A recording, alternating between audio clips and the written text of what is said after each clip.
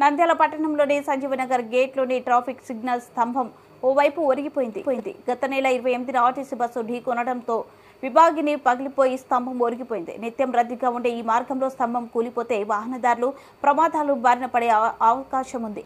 12 గడిచిన అధికారులు దీనిని బాగు చేయకుండా వదిలేయడంపై పట్టణ ప్రజలు విమర్శలు వ్యక్తం చేస్తున్నారు.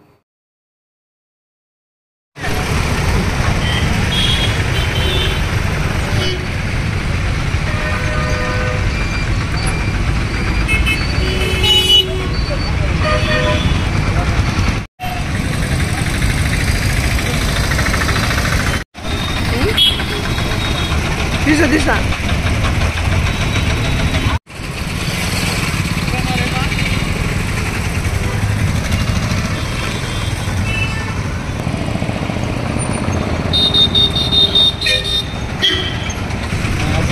దారుణంగా చాలా